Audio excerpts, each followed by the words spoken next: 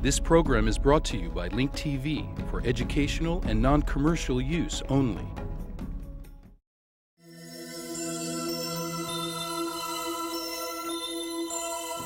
Mosaic, a daily news program from Link TV, presents a selection of news reports from independent and state-controlled broadcasters from throughout the Middle East.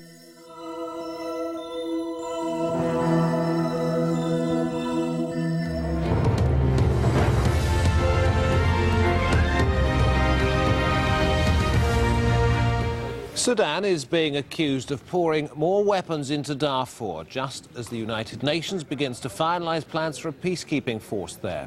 The human rights group Amnesty International has released photographs that it says were taken in July and show arms shipments. The UN Security Council imposed an arms embargo in 2005. Some of Amnesty's photos show soldiers unloading a large container plane, and there are also pictures of Russian-made attack helicopters. Amnesty says the photos were taken at a Sudanese army airport in West Darfur. Farid Bassoum reports. These photographs taken at an airport in Darfur prove the Sudanese government is in breathtaking defiance of a UN arms embargo agreement, according to Amnesty International. The human rights watchdogs say these photographs were taken in the town of Al-Janaina, close to the border with Chad, on July 11th. They show containers being taken from an Antonov 12 freighter plane and loaded onto military vehicles, as well as Sudanese Air Force helicopters. The government in Khartoum dismisses the charges, saying the pictures are suspect and are aimed at deflecting international attention from Gaza and the war in Iraq. Nonsense, counters Amnesty International. These are absolutely genuine, and we have eyewitness statements as well. So, you know, the issue here is arms are going in, arms are being used for indiscriminate attacks, arms are being proliferated, small arms and light weapons, to militia and also the armed groups who are splintering. Civilians are getting attacked, raped, looted, displaced, and the terror, the horror of Darfur is continuing.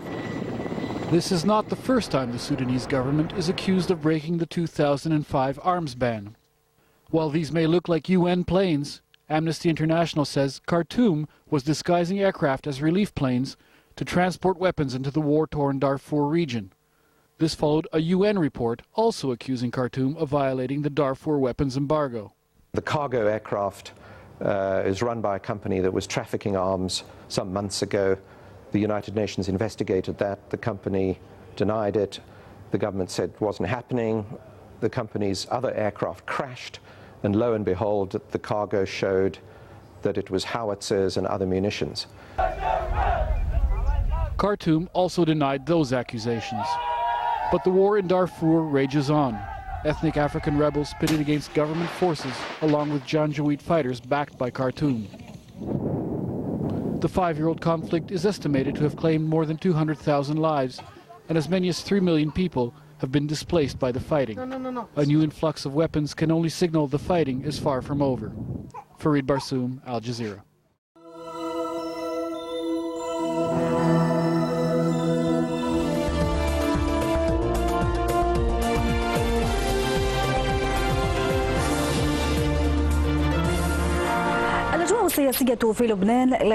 The political situation in Lebanon is still stagnant, complicated by the approach of presidential elections. The French delegate, Jean-Claude Courson, said that the French Minister of Exterior will visit Beirut soon. The Lebanese capital was also visited by the Portuguese Minister of Exterior, Luis Amado, whose country currently heads the European Union. More details with Alia Ibrahim from Beirut. الدبلوماسية الفرنسية مجددا على خط الأزمة اللبنانية. French diplomacy has made its presence felt during the Lebanese crisis, and the French delegate Jean-Claude Courson returns to Beirut to follow up and listen to the different viewpoints. Courson said that the Minister of Exterior, Benal Koshne, plans to visit Lebanon soon but did not provide a specific date. The French delegate affirmed that Paris's concern with Lebanon's presidential elections does not suggest any direct involvement in elections.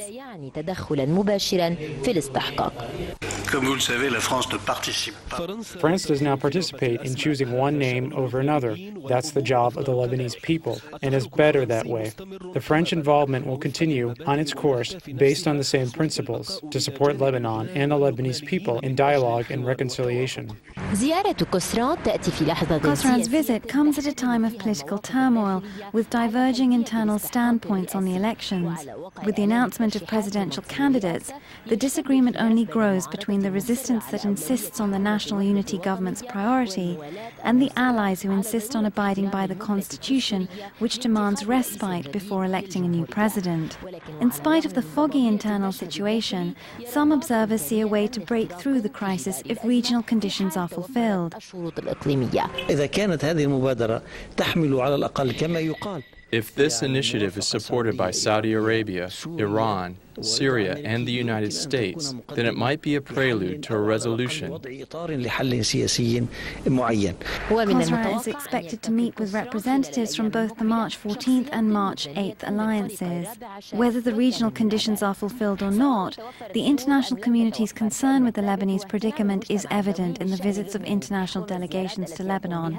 The most recent of these delegates is the Portuguese Minister of Exterior, whose country heads the European Union and who met Lebanese officials during his visit. Ali Ibrahim, Dubai TV, Beirut.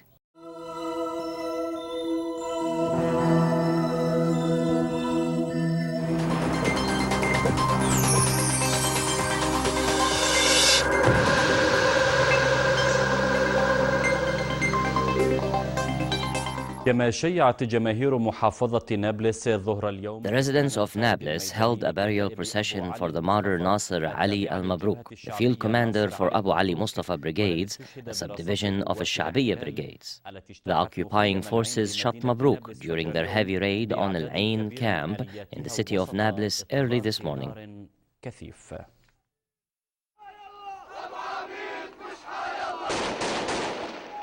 The family of Nasser al-Mabruk experienced painful moments in Al-Ain camp in Nablus as they said farewell to their martyr, killed before seeing his wife and 6 children. Mabruk was assassinated by the occupying forces during their raid on Ain camp today. Tears filled the eyes of his wife, who said their farewells and told him about his children, 3 of whom are disabled. Mabruk's family dreamed of being reunited, but the occupier obstructed their dream and killed him in cold blood. What can I do? 2 of my sons have been martyred. My sister-in-law was injured on Friday and another son of mine is in prison. I have one son who was in jail for 3 years, and one day before his release they took away his brother who was going to get married.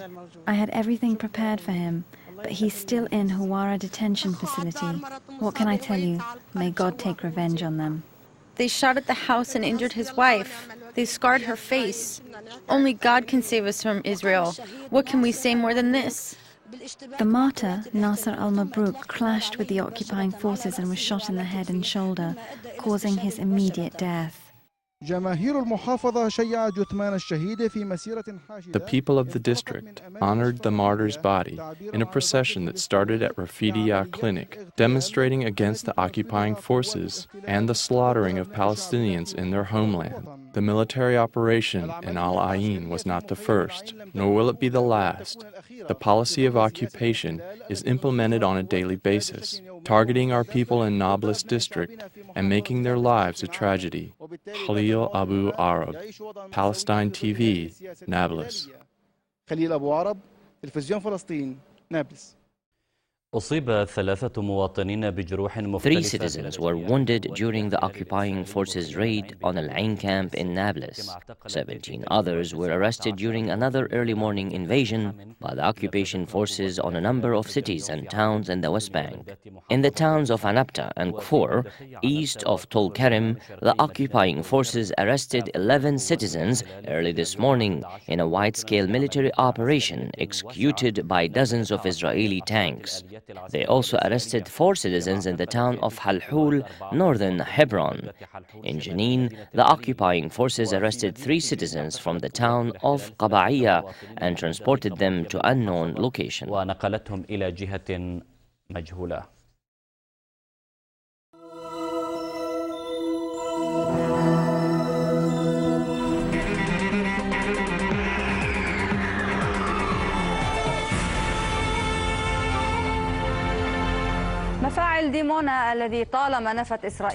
Israel has long denied conducting nuclear activities in the Dimona reactor, but today it can no longer do so because Israeli citizens who have been harmed by it are speaking out. Israeli Channel 2 yesterday broadcasted a report showing the risks that the residents living in nearby areas are exposed to due to nuclear leaks. In addition, some parts of the Dimona nuclear reactor are no longer safe due to its old age. وسط صحراء النقب في مكان بعيد عن الأعين ومحاط بحراسة مشددة يقف مفاعل. The Israeli Dimona nuclear reactor, which is surrounded by tight security, is located in the middle of the Negev desert, out of public view. It was built with French support 50 years ago, and it has been operating for 44 years. This reactor, which was once considered the most important installation for protecting the Hebrew state, is now posing what the Israeli Channel 2 calls a strategic danger due to its old age. The cracks in the reactor's wall have transformed it into a possible source of human catastrophe that could kill hundreds of thousands or even millions of people. The accidents have increased as the reactor has gotten older because the structure is deteriorating. Most other countries close their nuclear reactors when they reach this age. The head of the Nuclear Safety Committee, Zvi Karmel, said that the reactor might be dangerous. This confession proves what was published in earlier reports about the risks of the Dimona reactor. The reactor is too old, its walls have weakened, and its foundations could crack and collapse. If this should happen, it would lead to a huge nuclear catastrophe. Although some parts of the reactor have been replaced, there is an ongoing, serious debate about shutting it down before it's too late. Nuclear experts believe that nuclear leaks have caused many cases of cancer amongst the people who work in the nuclear power plant and those who live in nearby areas. Many instances of death that happened in and around this reactor have gone unexplained in the past. Why does the Defense Ministry give me this medication and not to Israelis who live far away from the reactor? The reactor today is safer than it used to be in previous years. The reactor was built to maintain Israel's strategic power in the region, but due to Israeli negligence, it has been transformed into an imminent danger that threatens the Hebrew state and the region. This poses the question of whether or not the Israeli nuclear program should be subjected to international inspections. Rima Mustafa, Al-Arabiya, West Jerusalem.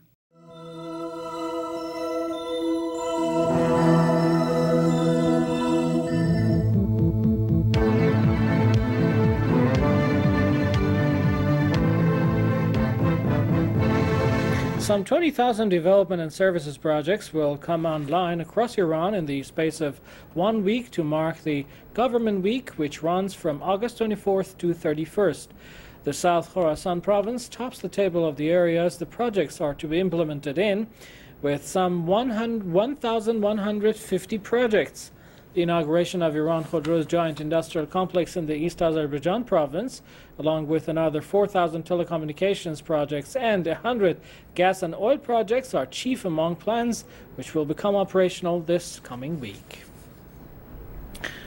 Foreign Ministry spokesman Mahad Ali Hosseini calls the U.S. officials' reaction to the agreements between Iran and the International Atomic Energy Agency IAEA illogical and non-technical. Concerning comments by the U.S. officials who have claimed that negotiations between Iran and the IAEA are useless, Hosseini said, experts who follow the talks have expressed hope that negotiation will lead to a useful end. The defense minister says Iran mightily safeguards the security of the Persian Gulf. Mustafa Mohammad Najjar told a gathering of military commanders in the southern province of Bushehr the armed forces need to exercise vigilance to counter any source of insecurity and threat in the strategic waterway. The defense chief said the U.S. has waged psychological warfare in a bid to find a way out of the current crisis in Iraq and Afghanistan and stayed longer in the region. He went on to say the U.S. plot has failed thanks to the preparedness of the forces that enjoy the unwavering support of the Iranian nation and government. Foreign Minister Mottaki telephoned his Pakistani opposite number, Khurshid Kasuri. The two officials discussed various issues, top among them the issue of kidnapping. Foreign Minister Mottaki expressed Iran's gratitude for the Pakistan government for its swift and effective action to secure the release of 21 Iranian nationals who were taken hostage by armed bandits in southeastern Iran and whisked off to the Pakistani territory 6 days ago. The hostages were freed by Pakistani authorities the very next day and flown back to Iran from Kuwait on Wednesday. The two men also exchanged views on Iran-Pakistan-India gas pipeline project and expressed hope that the project, which was of a strategic importance, would be concluded soon. Head of the International Center for Dialogue Among Civilizations, Mohammad Khatami, is urging U.S. intellectuals to hamper the U.S. hawkish measures against Iran, something which will otherwise mar relations in the region. On reports of American attempts to target part of the Iranian armed forces, Khatami said the Islamic Revolutionary Guard Corps, IRGC, serves as a force which safeguards the national security, territorial integrity, and rights of people in Iran. The former Iranian president said no country turns a blind eye to efforts which threaten its independence. He said any action against the IRGC could tip the balance in favor of more tension in the region.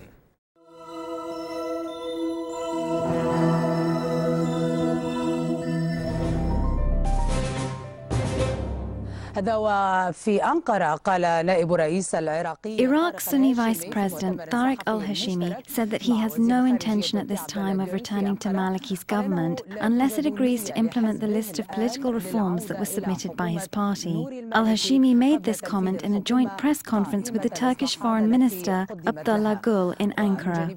Gül said that his country has contacted all Iraqi parties involved in the conflict in order to bridge the gap between them. Gül warned the American administration about the consequences of proposing the idea of dividing Iraq as an alternative to the status quo. Although Turkish officials are preoccupied with their presidential elections and the formation of a new government, they still manage to find time to deal with the situation in Iraq. The withdrawal of the Sunnis from the Iraqi government worries Ankara, which has always worked to make sure that the Sunnis are presented in the political process in Iraq. The news about the recent agreement that was forged between the four major Shiite and Kurdish parties, which may lead to a political alliance between them, makes Ankara even more nervous, because it means that the political gap between the Sunnis and the Shiite is widening. As of now, there is no desire to return to the existing Iraqi government. The Iraqi Accordance Front has submitted a list of desired political reforms to the current government. When the government of Brother Maliki fulfills these demands, the Iraqi Accordance Front might reconsider its position. Ankara said that it has contacted all Iraqi parties involved in the conflict in order to bridge the gap between them, but it fears that some may use the divisions among Iraqis as means to promote the idea of fragmenting the nation. Next month, the American Congress will review an important report on Iraq. We know that the situation is bad there, but dividing it will even be worse for Iraq and its neighbors. Dividing Iraq can never be considered as an alternative to the status quo. Turkey has discussed the future of the Iraqi government and signed a memorandum of understanding on economic and security cooperation with the Iraqi Prime Minister. Ankara does not hide its supportive role with regard to the Sunnis in Iraq, as well as its interest in the stability of the Iraqi government. Turkish security concerns stems from the presence of the Kurdistan's Workers' Party fighters in northern Iraq. But Turkey is even more concerned about Iraq's national and geographic unity. Ankara is deeply worried because it feels that some may propose the idea of dividing Iraq as the only solution for ending the conflicts and establishing stability. Yusuf Al-Sharif, Al Jazeera, Ankara.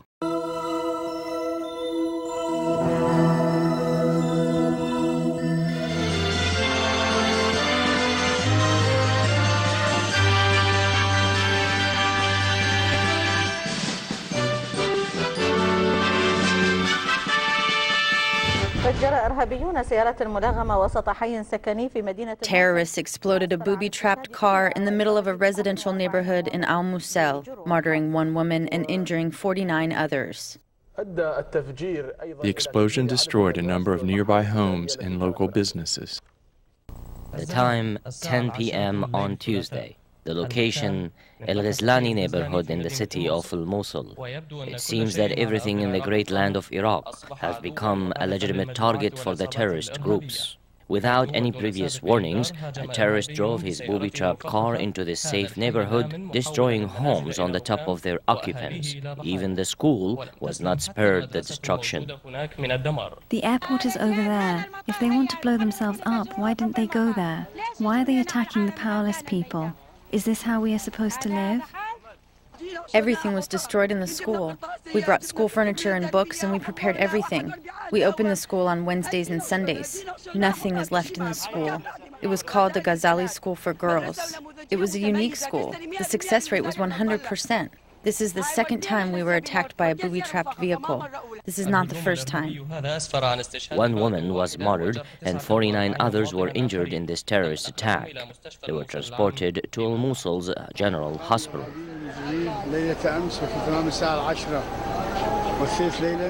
The criminals and terrorists exploded a booby-trapped vehicle in the middle of a residential neighborhood at 10 p.m. on Tuesday. A number of commercial stores and homes were destroyed by the explosion. 47 people were injured and one woman was martyred by this cowardly act.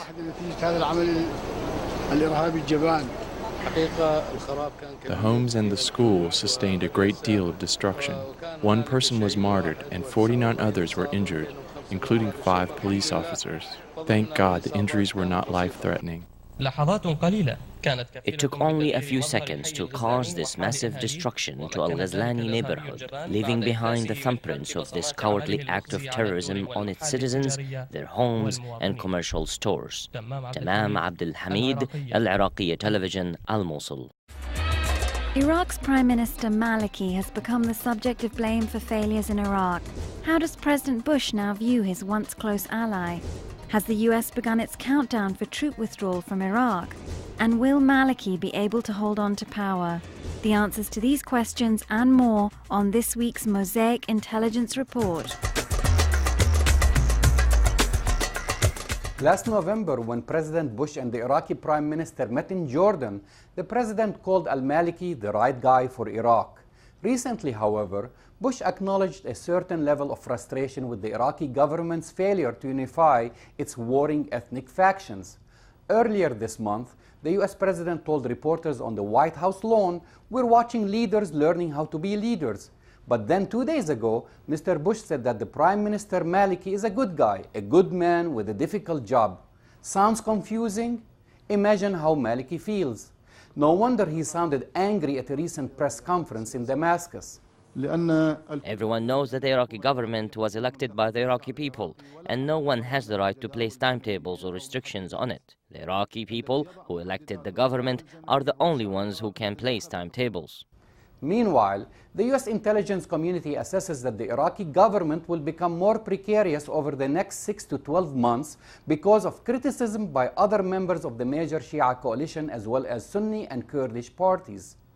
This has prompted Senator John Warner, an influential Republican on defense matters, to urge President Bush to announce a plan to begin withdrawing US troops from Iraq by September 15th. We simply cannot, as a nation, stand and put our troops at continuous risk. This is bad enough, but Mr. Maliki has also, it seems, united most members of the US Congress against him. Calls for his removal have been echoing from both sides of the aisles. Even US presidential candidate Hillary Clinton has made her position on Maliki very clear. Yes, the former darling of the US administration and the greatest partner on the war on terror has been transformed into a pariah and a voodoo doll where everyone can pin their failures on him. But the attacks on the Iraqi Prime Minister should be seen as a convenient way of deflecting criticism of the surge strategy. While the dispatch of an extra 30,000 troops has led to a reduction in sectarian killings in Baghdad, the insurgents have simply found other targets outside of the capital. Last week, suicide bombers killed at least 400 people in northwestern Iraq when they targeted members of the Yazidi Kurds. It was the bloodiest event since the March 2003 invasion. The U.S. death toll has been increasing on a daily basis. Recently, the U.S. Army in Iraq suffered its most deadly helicopter crash in more than 2 years when 14 soldiers were killed in an accident blamed on mechanical failure. Meanwhile, in mid-September, General David Petraeus, the top U.S. commander in Iraq, and Ambassador Ryan Crocker are to report to Congress and the President about the impact of the troop buildup that Bush ordered in January, a report that will determine the future of U.S. involvement in Iraq. How will the report reflect on the surge? We can only guess, but one thing is for sure: expectations of further suicide attacks taking place is very high, and the spectacle of bombs going off as Petraeus speaks on Capitol Hill will be enough to render the general words moot. Another reason to blame everything on Maliki beforehand. I'm Jamal Dejani for the Mosaic Intelligence Report. To learn more about this program or to share your thoughts, visit us at linktv.org/mosaic.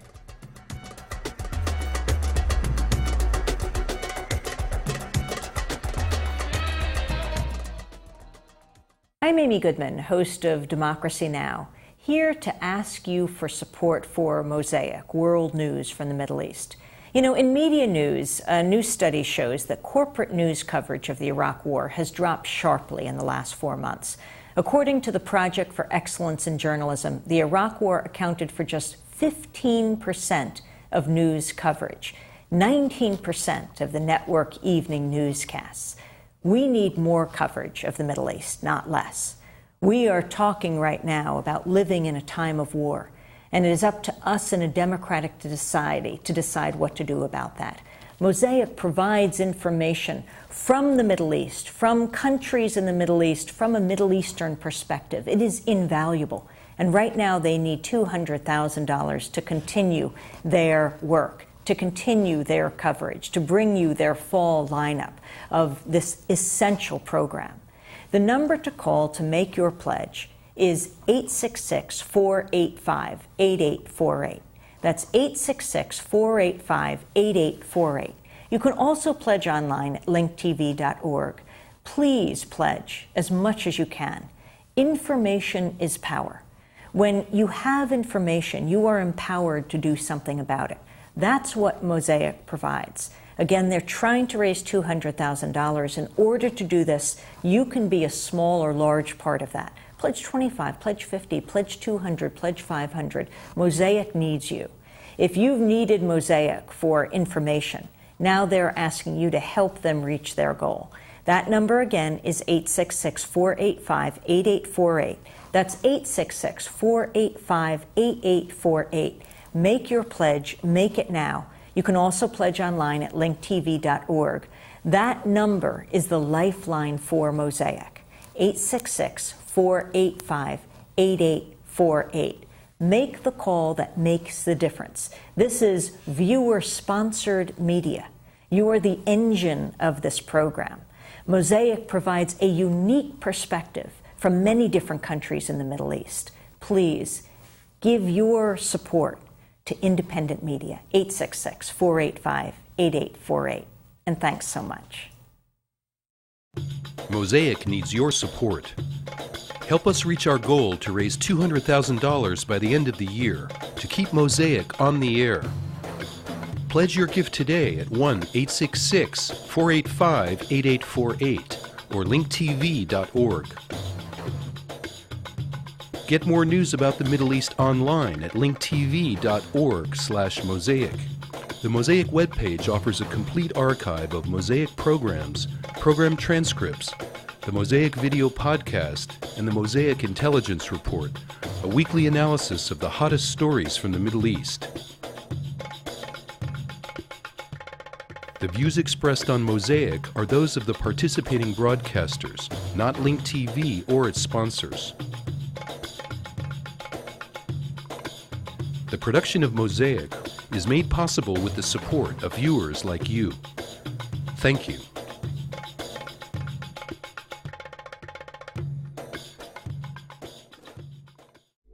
This program was brought to you by Link TV for educational and non-commercial use only. Link TV is the only U.S. television network devoted to global and national news, with uncompromising documentaries and diverse cultural programs. Programs which connect you to the world.